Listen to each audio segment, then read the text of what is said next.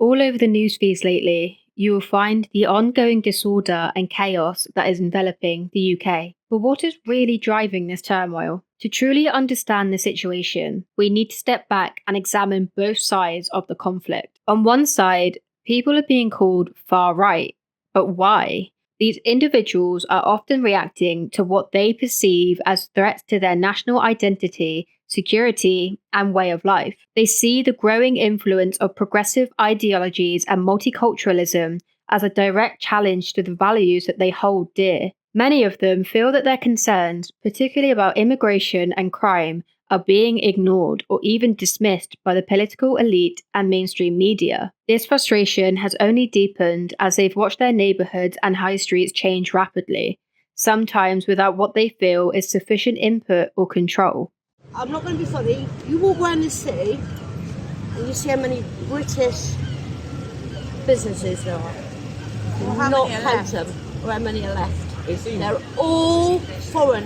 When we walked around, it seemed like quite a lot of businesses been shut down. Yeah, because there is. But the Do you ones. think that's because the local council has failed you, the local Labour government? I know Labour's been here for quite a while, and their budget every 3 years has been cut by 50%. Everybody from top to bottom, they've failed the whole of Plymouth. But you notice that most of them, the new businesses that are opening, are foreign, not British. There's a growing anger rooted in the perception that their concerns are being deliberately marginalised or misrepresented. Many feel that their voices are being drowned out by a narrative that paints them as villains, labelling them as far right for simply holding conservative or nationalist views. This anger isn't just born from disagreements over policy or ideology, it's a reaction to what they see as a coordinated effort to silence them. One glaring example of this media bias is the recent incident involving a Muslim man who attacked a Sky News van with a knife.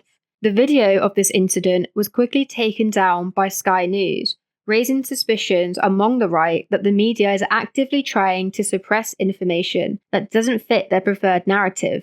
Community leaders have been speaking to the police as well because... Free Palestine!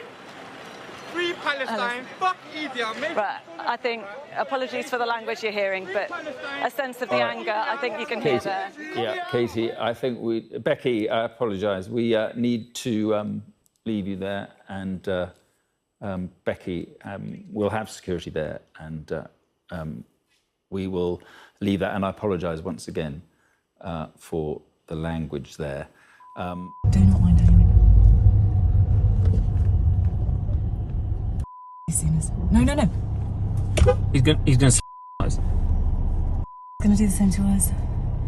To those on the right, this is not an isolated incident, but part of a broader trend. They point to other cases where violent acts of crime committed by individuals from certain communities receive little to no coverage, while any actions by right-wing groups are sensationalized and broadcast widely.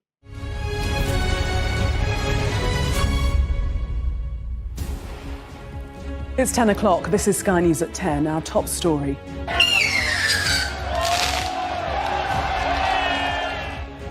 More police officers injured as two groups clash in Plymouth and rioters throw rocks, bottles and fireworks. Migrants are moved from the targeted hotels and police promise to track down criminals. Please be assured, if you were there, we will find you. Tonight, we'll look at how the misinformation is spreading online and fueling the violence. And in Southport, 1 week on from the attack that killed 3 young girls, the community comes together to mourn. These actions by the mainstream media contribute to the perception that the left, along with their allies in the media, are not interested in a fair discussion. Instead, they are seen as using their platforms to manipulate public opinion, portraying the right as inherently violent or extremist, while downplaying or ignoring instances of violence or extremism from other groups. This selective reporting creates a skewed view of reality, one that fuels the anger and frustration on the right. For instance, coverage of protests often highlights the most extreme elements on the right, focusing on images of aggression and conflict. Yet, when similar behaviour occurs within left-wing protests, is either glossed over or framed as a justified response to oppression. They are disgusting, nasty bastards, and we need to cull their throats and get rid of them all. I just want to say thank you all. I'm going to leave it now. And free Palestine! Free Palestine! Free Palestine! Free Palestine! Thank you. God bless you all. Thank you so much.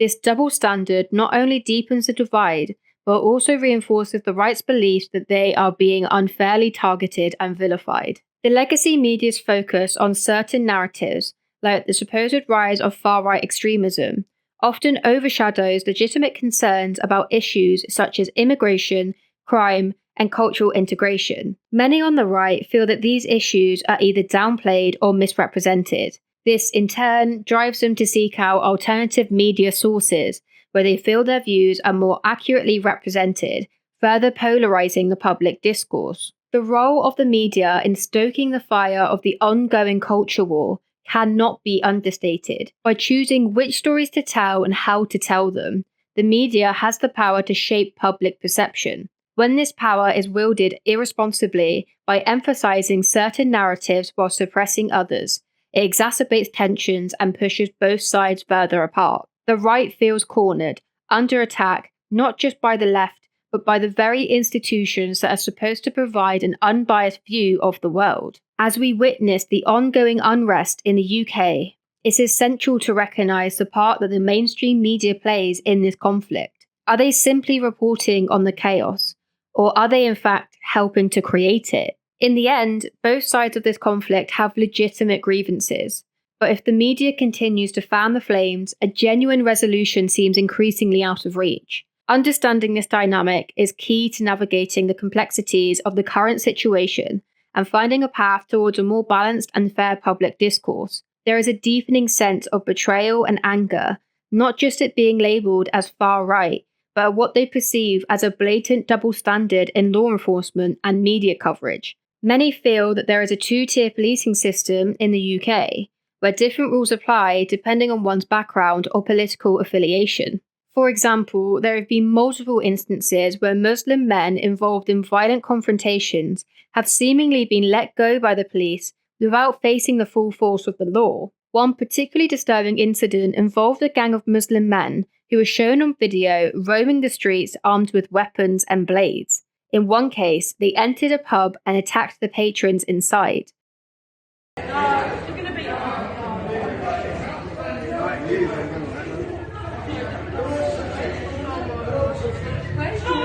What are they doing? Where's Jordan? Oh, the battering it! The battering it! Get him in! Get him in! Stop! No, open the door! Lift up! Thanks, man! Thanks, man! I'm not having that.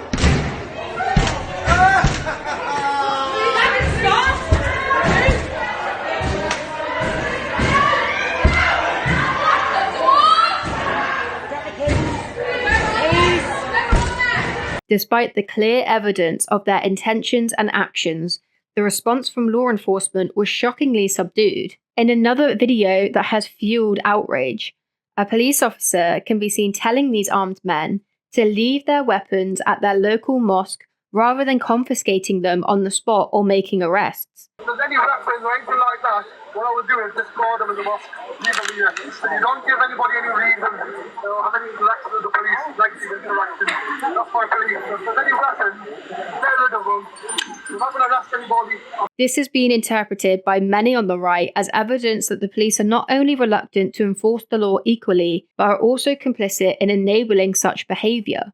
The situation was further inflamed by remarks from a West Midlands police sergeant, who suggested that their presence was not necessary in that situation. Why was there such a low-key, should we say, police presence? Because, I mean, clearly your officers were there, but they were not visible, and yet there were an awful lot of people out and an awful lot of people who were armed with various weapons. So we have really strong business and community relations, and because we were aware through intelligence that there was a potential protest through that misinformation yesterday, we had the opportunity to meet with community leaders, with business leaders prior to that event to kind of understand the style of policing that we needed to deliver during the course of that operation. So we knew that there was going to be a large amount of people out on that counter-protest. We knew who the vast majority of those people were. We'd had conversations in terms of what that was likely to look like. And so our policing response was commensurate to that intelligence and the information that we'd held with our partners and communities prior to that event taking place.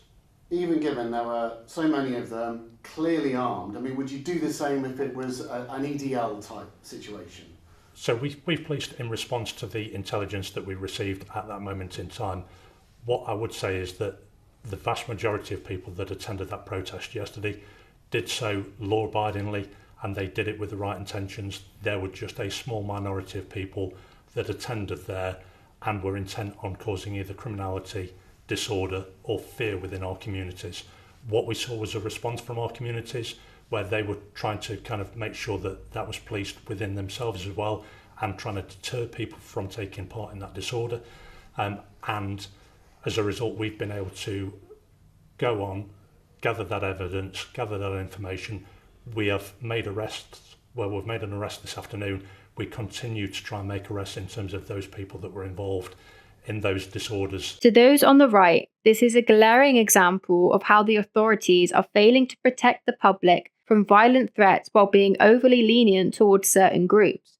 These incidents contribute to the perception that there is a significant bias in how justice is administered, a concept often referred to as two-tier policing. According to this view, the police are more likely to crack down on right-wing groups or individuals expressing nationalist sentiments, while showing leniency to groups associated with minority communities, particularly when these communities are seen as politically sensitive. This is shown by the current PM, who has released over 500 prisoners to make room for any far-right protesters that have added to the public disorder.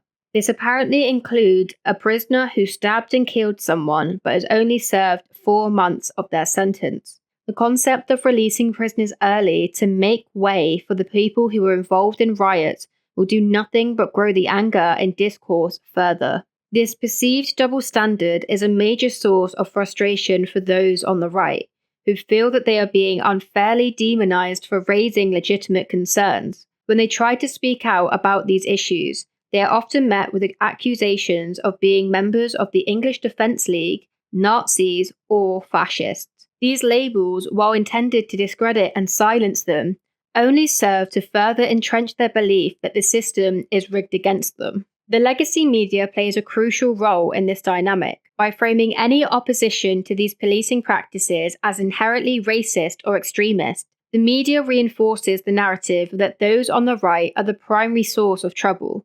This one-sided portrayal overlooks the valid concerns about public safety and law enforcement impartially that many on the right are trying to highlight. Far-right extremists have been condemned by the British Prime Minister following a weekend of violent protests and rioting across England.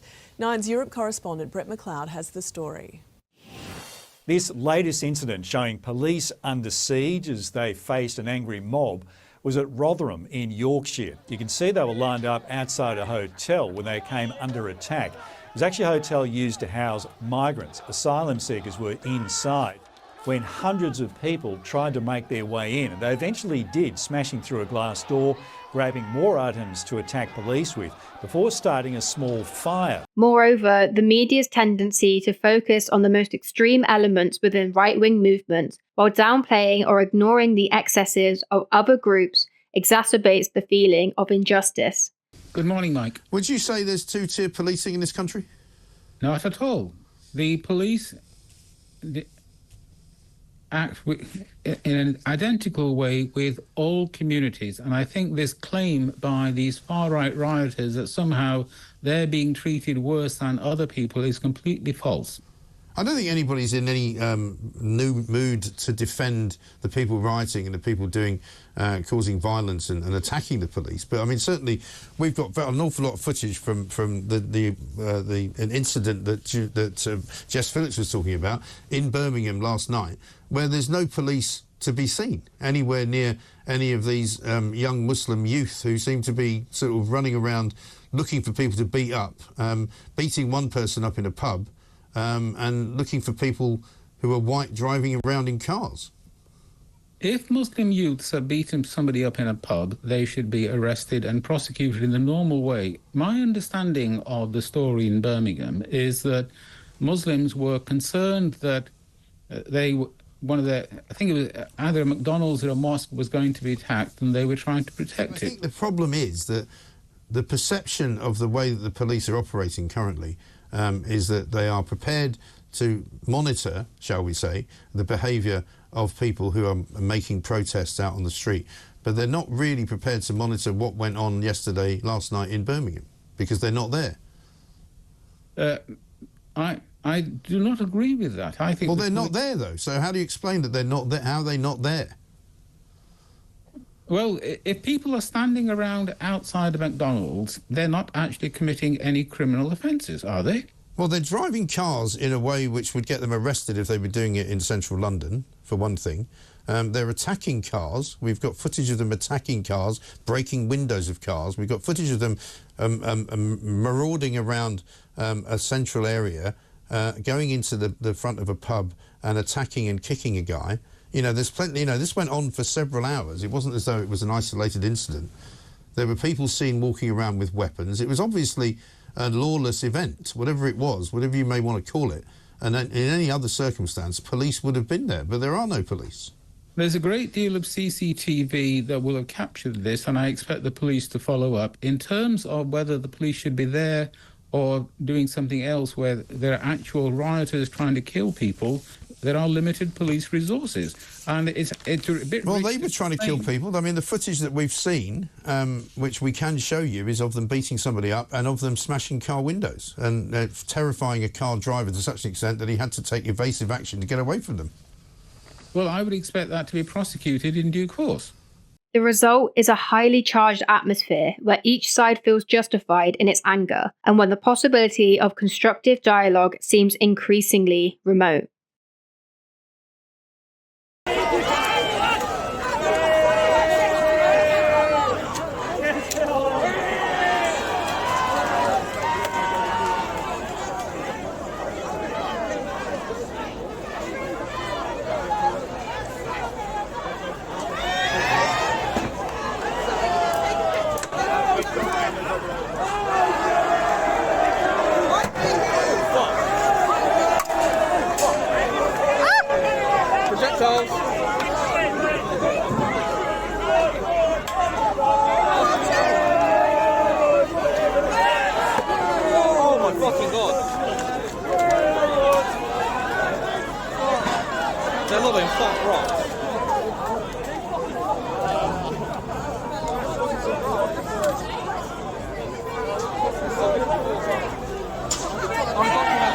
As the situation in the UK continues to unfold, it's clear that these tensions are not just about isolated incidents of violence or disorder. They are symptomatic of a deeper, more profound crisis of trust, both in the institutions that are supposed to protect and serve all citizens equally, and in the media that is supposed to inform the public without bias. The anger on the right is not just about being called names. It's about a perception that the concerns are being systematically ignored, their communities are being left vulnerable, and their voices are being silenced. As long as these issues remain unaddressed, the cycle of unrest and division is likely to continue. Now, it's important to consider the other side, often described as the left. This group is typically more open to immigration and cultural diversity, seeing these as a strength that enrich society. They argue that the so-called far right is driven by xenophobia and racism, and they believe it's crucial to stand up against what they see as hate speech and the rise of extremist ideologies. However, a question arises: is there an element of provocation in their actions? Are some factions within the left pushing the boundaries intentionally, knowing that this will provoke a reaction from the other side and thus furthering their own cause by casting the opposition in a negative light? There are many, many more of us in you. There are many, many more of us in you. There are many, many more. Many more of us in you.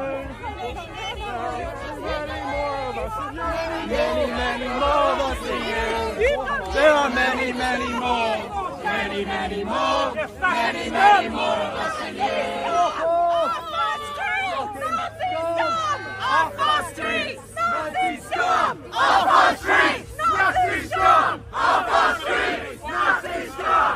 Off our streets! Nazi scum! Off our streets! Nazi scum! Off our streets! As tensions rise, it's not just the right that feels embattled. These dynamics also provoke strong reactions from the left, who are equally convinced that they are fighting a just cause. The left views the growing anger and activism on the right as a direct threat to the values of diversity, equality, and social justice that they champion. To many on the left, the rise of nationalists and the emphasis on traditional cultural values are seen as a resurgence of racism, xenophobia, and even fascism.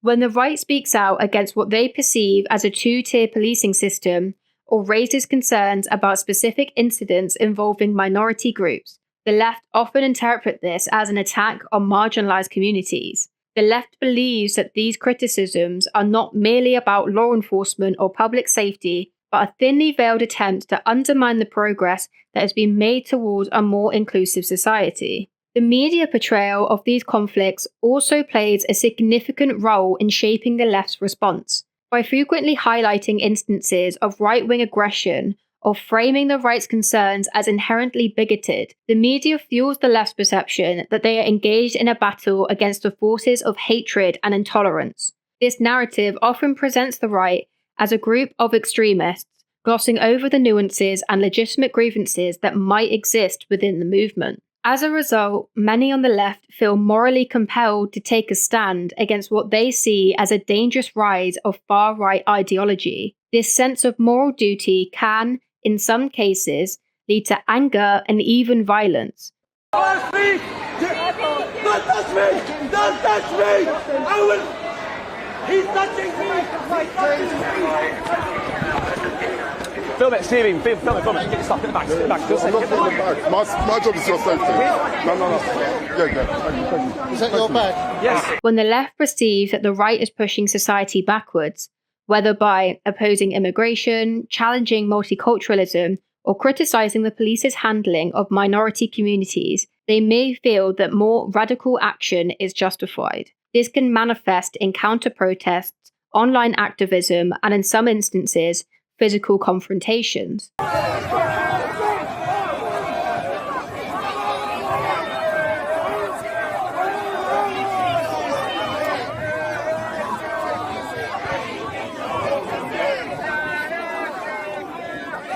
For instance, when right-wing groups organize marches or rallies, these events are often met with counter-protests from left-wing groups. What begins as a demonstration of opposition to the right's message can quickly escalate into clashes, especially when both sides are already on edge.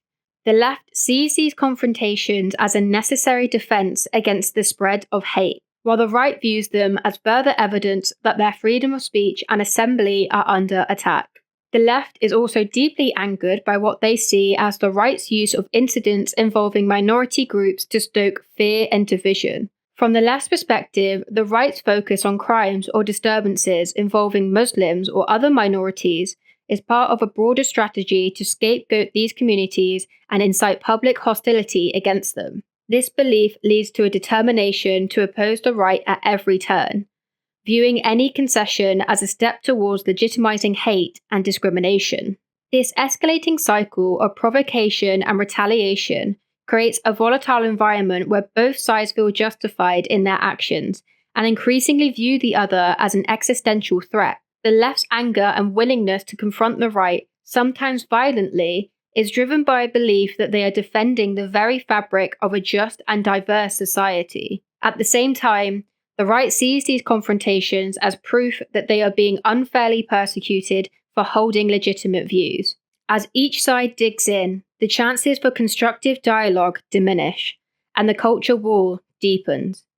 The media, by amplifying the most extreme voices and framing the conflict in stark, binary terms, only serves to widen the divide. The result is a society where mutual understanding and compromise seem impossible, and where anger and fear are the primary drivers of political and social engagement.